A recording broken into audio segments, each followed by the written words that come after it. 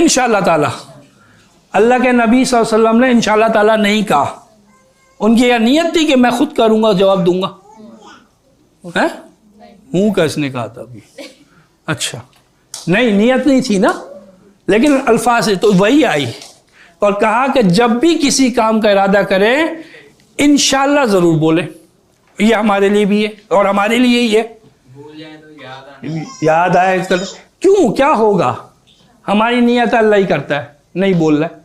और जब करते गए और चीज़ें होती गई तो फिर क्या होगा? ये माइंड है और यहाँ शैतान है, यहाँ पे नफ्स है।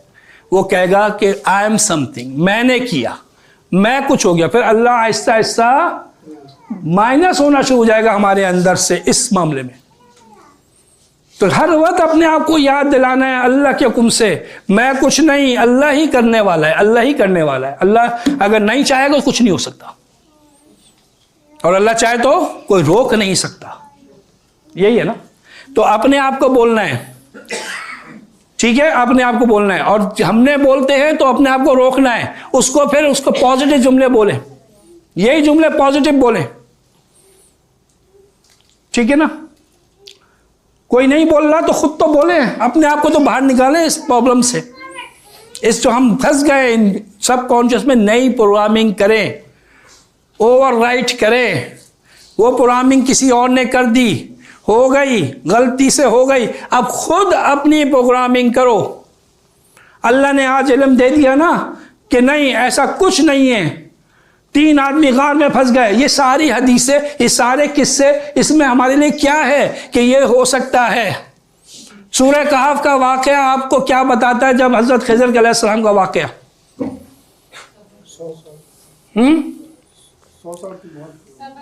हजरत खिज़र अलैहिस्सलाम का वाकया सबर तो बताता है कि अपनी जबान को जरा थोड़ा सा रोक के रखो, रोक नहीं पाए, सबर नहीं कर पाए। लेकिन उन तीनों में हमारे लिए क्या है? तकदीर होती है। और जो अगर हमने कुछ नहीं किया गलत और कुछ हमारे साथ गलत हो रहा है तो इसमें फायदा है। कैसे? वो जो क्या करा था उन्होंने, किश्ती में सुराख कर दिया, किश्ती को ऐबदार कर दिया, और एक रिवायत में आता है फ्री में बिठाया था। बुजुर्ग है ये लोग, वो क्या नेकी कर दरिया में डाल। बताओ, एक तो फ्री में बिठाया, ऊपर से ये काम करा। तो अगर मूसा से सबर नहीं हो ना कि एक तो उन्होंने हमें ये काम करा और आपने उसकी गरीबों की किश्ती है। तो फिर बाद में हजरत खिज़र ने क्या बताया कि मैंने क्यों किया, कि आगे दूसरे किनारे पे बादशाह है जो किश्तियां जो है ना वो कब्जे में कर रहा था। आजकल आपने कभी सुना है ऐसी बात? हाँ, इलेक्शन के दिनों में सियासी जमातें जो है वो कब्जा कर लेती हैं। तो किश्ती पे कब्जा कर रहा था, तो उस पर ऐप डाल कर दिया कि इस ऐप की वजह से वो कब्जा नहीं करेगा। तो उनका फायदा हुआ, नुकसान हुआ? फायदा हुआ। लेकिन उनको मालूम थी बात, तो उनके लिए क्या है, वो क्या करें? तकदीर पर ईमान लाएं, अल्लाह की तरफ से कोई ना कोई बेहतरी होगी। फिर वो बच्चे को कत्ल कर दिया उन्होंने ऐसे ही। और क्यों कत्ल कर दिया? माँ बाप क्या बुरे थे, गुनाहगार थे? नहीं, बल्कि वो नेक थे, ईमान वाले थे, इसलिए कत्ल कर दिया बच्चे को। अब हजरत मूसा से फिर नहीं रहा गया, उन्होंने कहा क्यों बिला वजह कर दिया? फिर हजरत खिज़र ने क्या बताया मैंने क्यों किया? क्यों किया? क्योंकि ये बच्चा बड़े होके सरकश होगा। एक तो सरकश होगा, वो खुद उसने अपने लिए खराबी, उसकी अपने लिए खराबी। सरकश होके कहाँ जाएगा? जहन्नुम में। दूसरा, माँ बाप, बूढ़े माँ बाप के सामने जवान बेटा सरकशी करे, नाफरमानी करे, ये सिर्फ माँ बाप ही समझ सकते हैं। वो ही बच्चा छोटी उम्र में बाप को मार भी रहा हो ना, या माँ को मारता है, माँ को प्रॉब्लम नहीं होती। लेकिन जब बड़ा हो जाता है, जवान हो जाता है, और फिर बदतमीजी भी करे ना जरा सी, वो माँ बाप को कितनी लगती है उससे माँ बाप समझ सकते हैं। और जब वो उस उम्र पर पहुँचेंगे तब समझ में आएगा।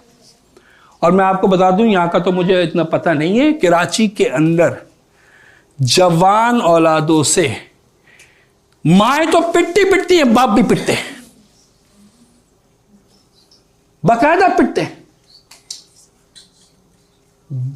जबान दराजी, बदतमीजी, ये तो मतलब ये तो बहुत ही आम है, ये तो बहुत आम है। तो सरकश हो जाता तो माँ बाप को, जो दीनदार हैं, जो ईमान वाले हैं, कितनी तकलीफ होती। ठीक है, तो अल्लाह ताला ने उस बच्चे को वापस बुलवाया और उसके बाद हजरत खिज़र ने क्या बताया कि इसके बदले अल्लाह ताला इनको एक और औलाद देगा, नेक औलाद। अब इस होने से वो जो बच्चा है जो आगे सरकश होना है, अब उसका क्या होगा? बचपन में चला गया तो कहाँ जाएगा? जन्नत में। औलाद है ना, जन्नत में।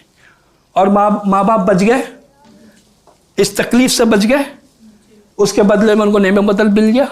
ये बात माँ बाप को पता है? वो तो कहेंगे कि हम जब तक दीन से दूर थे सब चीज सही चल रही थी, जैसे ही हमने दीन में दाखिल हुए ये हमारे साथ परेशानियां आनी शुरू हो गई। ये परेशानियां हमें लग रही हैं। अल्लाह ताला कुरान में क्या कहता है कि जिसको तुम अच्छा समझते हो सकता है तुम्हारे लिए बुरा हो, और जिसको तुम बुरा समझते हो सकता है तुम्हारे लिए अच्छा हो। तुम्हें क्या मालूम? तो फिर इस वक्त क्या है, उनको क्या करना चाहिए? उन माँ बाप को तकदीर पर ईमान, अल्लाह की तरफ से इसमें खैर ही है, जो काम अल्लाह की तरफ से, लेकिन फौरन आजमाइश नहीं बोलना चाहिए। पहला काम क्या करना चाहिए? पहला काम क्या करना चाहिए? जो लंच से पहले थे उनसे पूछो, इन्ना लिल्लाहि व इन्ना इलैहि राजिऊन। उससे पहले क्या करना चाहिए? इन्ना लिल्लाह तो पहला करना चाहिए, उसके बाद जो है क्या करना चाहिए? आजमाइश नहीं समझना चाहिए, पहले क्या करना चाहिए?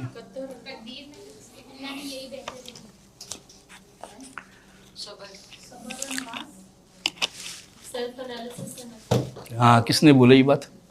दूसरी चॉकलेट डब्बा ही दे देता हूँ, जब वहीं जा रही है सर। लेना बेटा। सॉनेट वाली सॉनेट कौन सी? अच्छा, ये फरमाइश भी बनाना, ठीक है। सबसे पहले सेल्फ एनालाइज करें। देखिए, एक आपने नैब सुना? NAB national accounting bureau and accountability bureau. क्या मतलब है? कौमी एहतसाबी इदारा। एक है नैब, एक है सैब, सेल्फ अकाउंटेबिलिटी ब्यूरो, और तीसरा है वेब। ये बता चुका हूं मैं क्या?